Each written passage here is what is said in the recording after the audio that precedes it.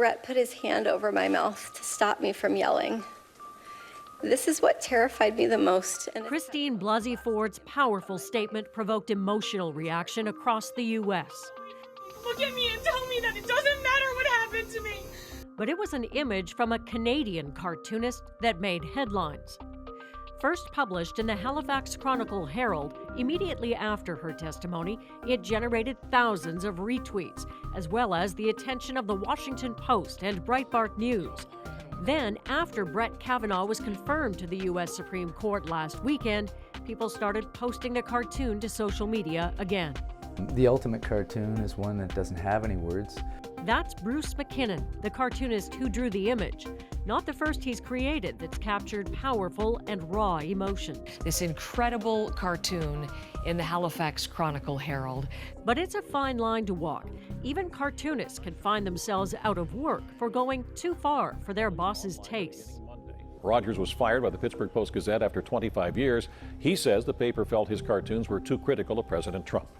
When one cartoon can have such an impact, who decides what goes into it? We've reached Bruce MacKinnon at his home studio in Halifax. Bruce, when I first saw that cartoon, I actually gasped. It's so evocative, it's provocative. What led you to draw it? Well, I was watching the testimony the day before. I was actually working on a cartoon on Kavanaugh, a different concept, which did run the next day, and I just basically wanted to see how he was, sitting in the hearings and to get a good look at his face for the caricature I was going to do of him. It was Ford's testimony, Dr. Ford's testimony, that really struck me, and that really I found so gripping that I was still thinking about it that night and the next day. And I was starting to wonder, maybe I should do this again, because this issue has really had some impact and was watched by a lot of people, and it really struck me so deeply. So you made the decision that this is what you wanted to draw, but how much oversight is there from the newspaper? Do they weigh in?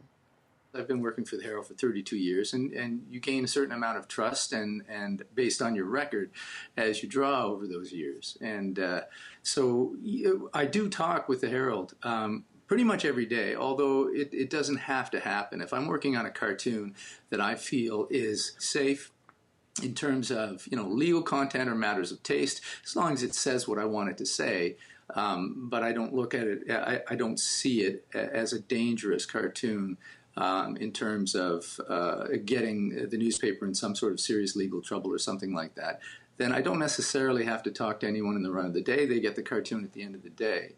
But I do have editors I really trust to bounce ideas off, just as sounding boards, to give me an idea of, okay, how do you receive this? What does this say to you? And does it work for you? And that kind of thing. And of course, my wife always gets to hear these ideas first.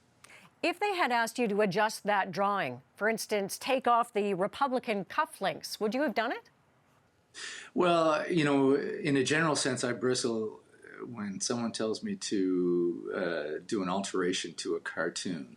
Cartooning by committee is not something I generally do. The Herald's never been that way, but these editors, the people that I call to talk to about my cartoons, very intelligent people, and they're friends of mine. And I mean, I do trust the folks I work with. They've been great, and I depend on them for their opinions.